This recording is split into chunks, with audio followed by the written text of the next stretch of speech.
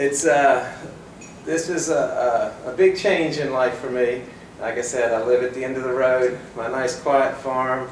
I build houses and I make furniture. And as in building houses, I understand that you got to have the foundation right, and then you go through all the steps it takes to build the best house. We need our houses to be more energy efficient. We need our buildings to be more energy efficient, and that reduces our environmental impact as well. We can all benefit, but we need to keep looking forward. The United States has done so well because of the steps we've done to put our infrastructure in place. The roads these farm products are driven to market on, the railroads, the national parks that we have, the federal land that a lot of farmers graze on now.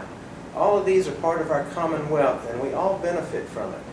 The universities that do our research, NC State has the agricultural extension that is up in Boone, and I've gone to them many times, and local farmers, and all these programs, these contribute to our commonwealth, but they all belong to us.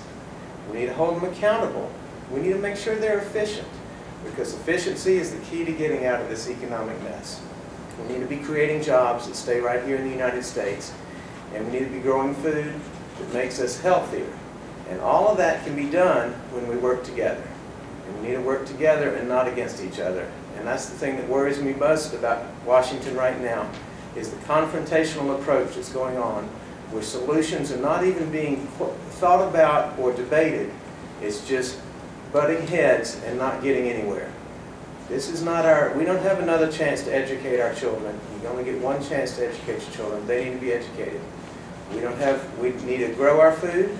We can do better. We need to create it all right here in the United States. I'm a big believer in that, and tie the policies we have into our economic policy too.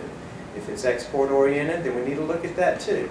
And on the immigration and all that, we need to figure out how we can solve these problems, not just deny they exist. So this is not making my life any easier, I tell you that. It's a big sacrifice, but I'm willing to do this for all of y'all and all the people in North Carolina, because I believe we need people in Washington who are doing it for the right reason, which is to help others rather than to help themselves. And that's why I'm doing this. I blame it on my dad. He died 3 years ago, but it's almost a calling, and it's something I had to do because I have some different experiences that a lot of people don't have. And the combination of did a double major in international studies and foreign languages, and then moved to the mountains and decided I need to learn a trade.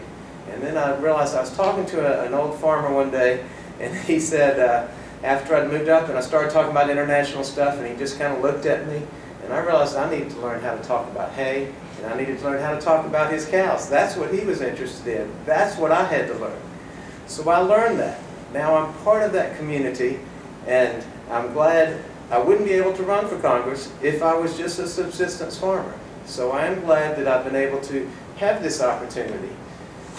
I talked to him and saw that same farmer the other day in the store the other day, and I walked over to him and he said, I heard somebody told me not to vote for you. And I was like, what? Well, why, Cecil? Why? He said, because you're too good a man to be ruined by politics.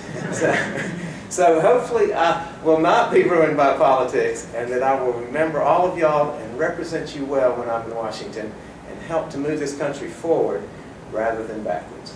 Thank you so much for giving me a chance to speak to y'all today, and thank you for all the great work y'all do. Thank you.